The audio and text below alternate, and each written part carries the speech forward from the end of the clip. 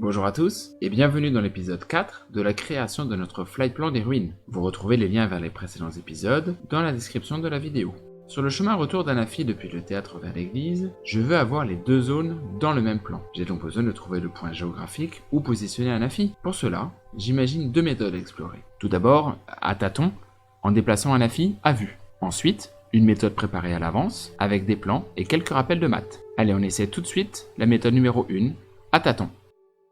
J'ai décollé de la zone de l'église et je m'en éloigne en marche arrière latérale droite pour petit à petit essayer de faire ramener la zone du théâtre dans le champ visuel d'Anafi.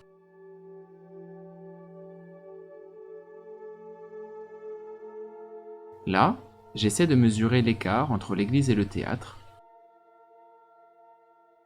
et j'ajuste ma manœuvre en reculant droit désormais. Voilà. Tout en gardant le théâtre à droite, je vois le début du bosquet de l'église sur la gauche. Et voilà l'église. Je continue encore un peu ma marche arrière pour avoir les deux zones complètes dans le champ de vision. Voilà, la position me semble être un bon compromis maintenant. Je passe donc en mode plan pour repérer la position d'Anafi et j'en fais une capture d'écran pour pouvoir l'intégrer précisément plus tard dans le flight plan. Juste une petite remarque en passant. Vous avez remarqué qu'Anafi est représenté par une petite libellule verte et qu'un secteur vert permet d'identifier de quel côté se trouve la caméra. Eh bien, ne croyez pas que ce secteur représente l'angle de vue d'Anafi. En continuant les deux segments définissant le secteur, comme je l'ai fait sur cet exemple, on n'arrive pas du tout à la zone observée par le drone. En fait, les développeurs ont simplement représenté un angle de 90 degrés pour nous aider à identifier de quel côté regarde Anafi. Parce que, en fait, l'angle de vue d'Anafi est de 69 degrés. C'est donc plus serré que l'angle droit. Voilà, je referme la parenthèse. Passons à la deuxième méthode maintenant. Après avoir réalisé une capture d'écran de la zone concernée, la première étape consiste à relier les deux zones par un segment droit et tracer un segment perpendiculaire qui passe en son milieu. Cette ligne rouge étant équidistante des deux zones, Anafi devra se trouver dessus pour voir aussi bien l'une que l'autre. Pour aller plus loin, il faut sortir ses cours de maths du collège. En effet, on sait que le drone sera sur le segment rouge. Je représente son emplacement hypothétique par un point vert. Si je relie ce point vert aux deux zones d'intérêt de l'église et du théâtre, j'obtiens deux beaux triangles rectangles, avec l'hypoténuse à l'extérieur et les angles suivants. A, l'angle droit, B, l'angle depuis l'église, et C, l'angle côté Anafi. A est un angle droit, il a donc une valeur de 90 degrés. On a vu précédemment que l'angle de vue d'Anafi est de 69 degrés. Le demi-angle qui nous intéresse ici est donc de 34,5 degrés. Et comme dans un triangle, la somme des angles fait 180 degrés, l'angle B mesure donc 55,5 degrés. C est la moitié du chemin séparant l'église du théâtre. Avec Flightplan, on trouve l'info super rapidement.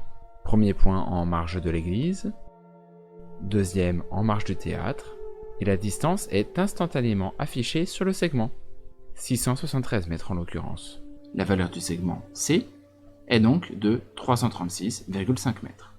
Rappelez-vous maintenant de cette phrase apprise par cœur en quatrième. SOHCAHTO HHA.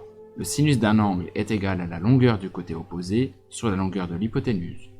Le cosinus d'un angle est égal à la longueur du côté adjacent sur la longueur de l'hypoténuse.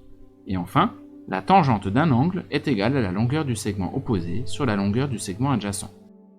Appliqué à notre cas concret, j'utilise cette dernière.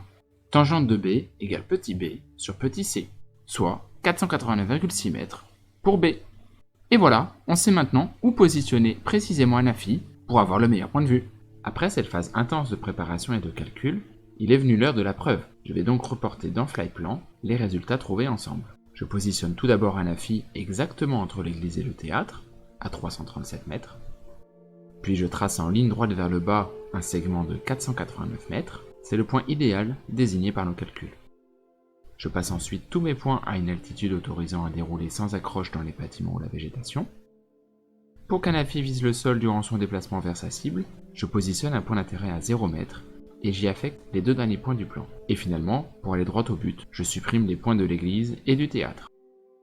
Une fois sur le terrain, j'ai simplement adapté la hauteur du point de départ et du point d'arrivée, l'altitude et la position du point d'intérêt, et la vitesse de déplacement d'Anafi sur le segment.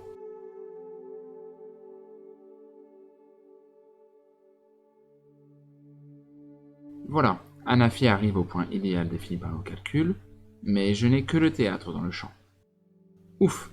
En décalant légèrement le drone sur sa gauche, je récupère bien l'église aussi. Alors, qu'est-ce que vous en dites? C'est pas mal, non? Ce qu'il nous reste maintenant à définir, c'est la hauteur idéale où positionner Anafi. On démarre avec le point déterminé par la méthode à tâtons. J'y ramène Anafi et je le monte à 100 mètres d'altitude tout d'abord, avec l'ajustement de l'angle de la caméra. Puis 125 mètres. Et enfin le plafond, 150 mètres. Avec ces trois arrêts sur image, quelle est la hauteur d'Anafi qui donne la meilleure vue? Personnellement, je pense que c'est la maximale, 150 mètres, car elle permet d'avoir la vue la plus plongeante sur l'intérieur du théâtre. Mais il est tout à fait possible que j'ajuste encore cette valeur en phase finale aux réalisations du plan de toute façon. En comparant les deux positions idéales d'Anafi, à gauche celle définie à tâtons et à droite celle par la méthode mathématique, je ne suis pas déçu. Les positions sont quand même assez proches. Voilà, cette vidéo est maintenant terminée et j'espère qu'elle vous a plu. Si c'est le cas, n'hésitez pas à la liker et à vous abonner à ma chaîne pour me motiver à créer de nouveaux contenus. Je vous souhaite de bons vols à tous et de bonnes révisions mathématiques. À bientôt!